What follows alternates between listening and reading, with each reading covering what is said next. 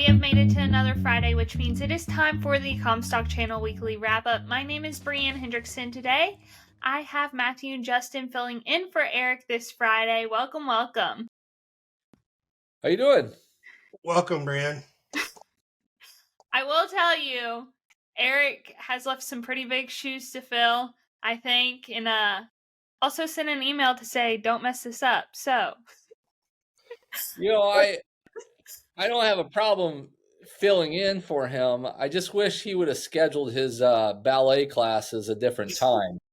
So that's what I heard. He had a prior commitment. He's in ballet, which is fine. But I expect to see some videos. We need to figure out how to get those Exactly. videos. Exactly. So Let's go ahead and start. We always start with corn, so let's start there. How did we close and what did we see this week? Well, to start off for the week, we ended up with December at 477 and a quarter. That's down about 3.5 for the week. Really impressive day today. Up 7 and a quarter on the close or at the end of the day. A little bit off the highs, but following beans, which we'll get to later. But quite an impressive day on corn here today. we kind of do we make a double bottom here? Because we last bottomed on, let me pull it up here, September 19th, right, Justin? We were kind of hit that, bounced off that 468 level in these corn. And I really liked the chart today. I mean, I know it's been grinding lower the last few days, but we got kind of a key reversal where we made a new low and then turned around and then made a new high or went above yesterday's high. So it's a good signal that we're potentially bottoming out here. Now the question will be is how we carry through on Monday with that. Crude oil, doesn't look to be doing us any favors here at the close. We'll see how that shakes out come Monday, but I like the close today, Matthew. I think that base is still relatively firm in the countryside and leaves me to be a little bit optimistic at least. Yeah, I think the next big challenge is we want to get back up into that 509.5, which we made that last high there. Let's see, that was there on October 20th. And so we need to break above that if we're going to maintain this momentum higher. Let's switch over to soybean. Did they close in the green today?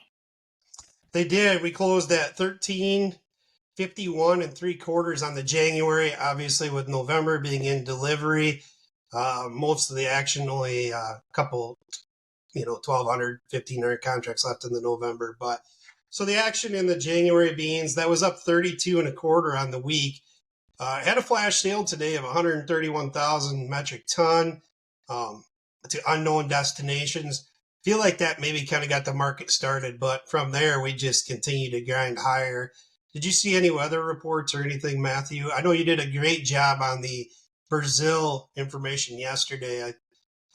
If there's anything you wanted to add to that. I really haven't seen much updates today. I think it's just kind of continuation of the same thing. And so it's just kind of a combination, right, of that harvest is wrapping up. I mean, in the case of soybeans, we're pretty much down towards the end. And maybe Monday we'll see there's 15% left of the corn harvest to wrap up. And so, I drove through central Iowa, earlier in the week. And, there wasn't anything left out in the field. And so I think most of it's going to be up into the northern plains area where I think Michigan was way behind. Michigan and Wisconsin were way behind. And so the northern states, I think, are where a lot of the unharvested grain is. But yeah, I think you're getting out to the point now where it's the farmers have made their decision on what they're going to sell.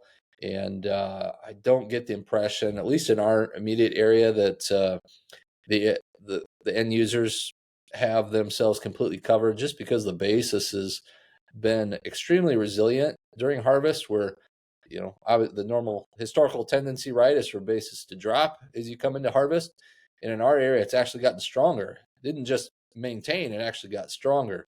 Of course, we've given up 20 cents in the market or more too, but so I like to see that, at least, that our cash price hasn't changed in the last 30 days or more, which is a good sign. So I don't know what you've seen, Justin, in your area or in other areas. The same thing on the corn. We look at that December March corn spread. Um, we've been into 10-ish. We've gone out to 15, 16. The one thing that I will talk about with our clients, it has been a topic of conversation.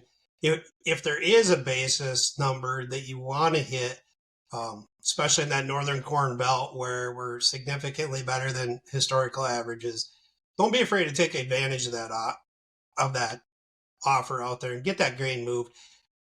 Otherwise, we're looking at 15 cents carry, decent March, historically pretty good carry. If the basis comes up to where you want to move that grain, we have option strategies right now with very low volatility, pretty affordable to get into if you want to stay long the grain.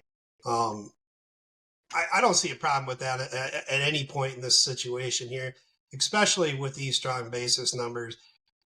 Passing up good basis numbers because there's carry in the market. To me, that doesn't really make sense because the closer we get, more than likely the less carry we're going to have. So that's kind of my take home on the corn side of things. Switching back here to soybeans, we had that January contract hitting some resistance at that 13.34 mark, blew right through that today. Next point I'm looking at is 13.55, which is only 3.5-4 cents away from where we closed today. So can we get some follow through strength Monday? We'll soon find out. The meal had an excellent day today, up $15. If we continue to see that meal work higher and possibly pull the beans with it. Yeah, I think the trade is also, of course, starting to look the next week in the November crop report, and of course people are giving their yield guesses, and overall there's probably a consensus that the USDA might maintain or trim the yield for corn and beans a bit more, but probably not very much. But but there have been some groups or analysts that have suggested they might increase it. So what's your expectation, Justin, for what we're going to see there? Well, unfortunately, this isn't reflective of my crop because my crop was a little bit poorer than what I was hoping for. But as a general blanket statement, yields have been very strong, even in dry pockets. There was some wind damage and some issues out there. But as a blanket statement, I could maybe see the corn number steady to possibly a little bit higher. Beans, I kind of feel like they got that dialed in. Everybody was just a little bit disappointed on their beans this year. Whether you were expecting 70 and got 68 or 67, or whether you were expecting 50 and they went 40. So I feel like the bean number is probably a little bit safer than that corn number. Yeah. I guess I would agree with that it seems like you hear a lot of feedback that corn yields were surprisingly better than people thought. But maybe not that they were bad on the beans, but a little bit more disappointed. Like they were struggling to make their APH, or maybe 5% below APH. But while they were 5 to 10% above APH in the case of their corn. So, I guess I'm hopeful we don't add too much to the corn yield here in the Thursday report. But I guess I feel like we should see some little reduction in the soybean yield, but not very much. As you said, most of it's dialed in, right? But at the same time, I see the USDA probably shaving off a little bit more of exports to offset that. So overall, I don't know that the ending stocks are going to change too much. All right, let's switch over to livestock, starting with cattle. Did they have a better week than last week? Yeah, what a week. We traded all sides of this thing. December cattle closed at 183.87.5. That's up $1.65 for the week. Box has been all over the place this week. We still seem to be finding pretty firm support down in that lower 300 on the choice boxes, working up towards, I think the high print was 309, 310 this week. Moving forward, that choice select spread's widening out some. Probably historical for this time of year, relatively dialed in. But as Packers are trying to add cattle for harvest for next week, it seems like the producers have really dug their heels in with this setback. And I've heard of Texas trading a couple bucks better on very limited head, and the northern trade really. I know we're recording this slightly earlier than we normally do, but the northern trade I haven't seen develop too much yet today. So I think the market route that we had last week or last couple of weeks shook a lot of people, obviously, as it should. But the long-term fundamentals really have not changed, right? Where we still see declining um, cattle numbers, and demand is still holding up there. And so I don't know what you think that this we've got a bounce this week, which is good in the market, but the question is it a dead cat bounce? And where do we go from here? well, I was thinking about that as well. Uh, you peel back all the layers, the numbers, yeah, the placements were higher, but futures were probably got way ahead of itself in the deferred months. We traded that 199, 70-ish on the April futures. It just seemed to me like for so long, the cattle market was something you could just blindly buy, right? If you wanted to do something, just blindly buy cattle. And for the last year, you generally turned out all right.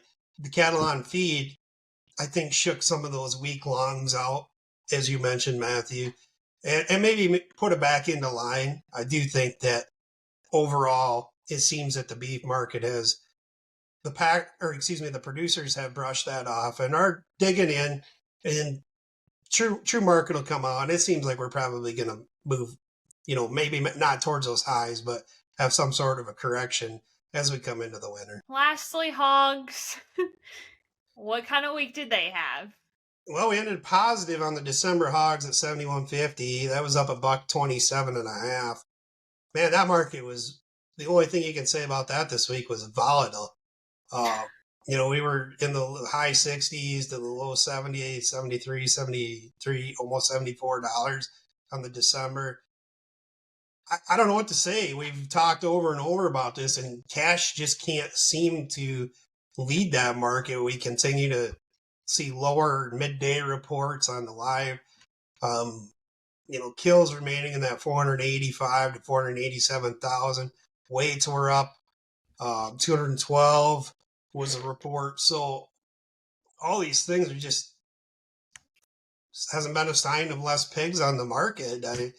I don't know what else to say on that. What do you have, Matthew? It might have another little bounce left in it, but if the trend is your friend, which is the saying in technical trading, I think there's still possibility to go lower here long term. And so that's unfortunately all year we've just been steadily grinding lower, and just bouncing back and forth in between. And so just looking at the technical charts, I don't know why that would change, but not to say that we couldn't see a little bit more bounce next week here. I think that's still possible, but I don't see what's going to change the overall annual year-long trend.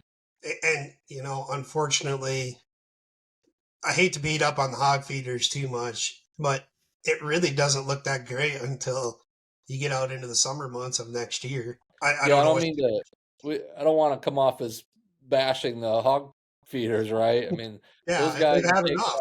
in, and so you got your heroes, right? You got your Navy SEALs are here, and then your hog feeders are shortly behind them, right? So I grew they're up on a our dairy farm. nation's agriculture heroes. So what Yeah, was that? I grew up on a dairy farm, so we're probably right up there. But Okay. just You're on par with the hog feeders, or just slightly above them. I mean, just in general, though, the margins continue to contract. You had higher corn this week, higher bean meal this week, slightly higher hogs, but cash couldn't do anything today. So, just hope for better days to come. All right. The question that I always ask Eric as we kind of wrap up, overall, how do you feel about the week? Well, I'll be honest. I'm pretty positive. I thought the corn market was down a little bit, but we did bounce off that low that Matthew had brought up earlier in the podcast. I thought that was pretty good support there, and it did hold. Bean market surprised me. We took this thing up 32.25 cents. Hogs and cattle behaved pretty decent. Well, cattle behave pretty decent. You have a hog market that just keeps chopping back and forth with volatility. Going into next week, I think it's pretty important to continue to watch those export sales to see if we do start picking up some of this business with the lower dollar that we had today. And that's the main thing that the bears have, right? Is it's just the exports are behind, way behind last year at this time. I think in the case of soybeans, they've picked up here recently, but this is kind of the U.S. peak soybean season. And our U.S. corn export season isn't start until next year, early next year, kind of the first half of the year. And so part of it's seasonal a little bit. So I don't want people to forget that. You get in the period where Brazil is exporting their beans, right? And they kind of take over that export market. And then people wonder why we aren't exporting as much. But it's just part of it's just the timing in the year. So you got to take that into consideration as well. That'll do it for this episode. Eric, if you are watching, hopefully we didn't do too bad without you. Thank you guys for being on today, and have a good weekend. You too, Brian. I think it was the best one yet. So, all right. Well, thank you guys. Yeah, you too. Have a good week. Want more premium content? Subscribe to the Comstock Report, where you will receive 2 reports daily. Want more video content? We are on Facebook, YouTube, and now TikTok.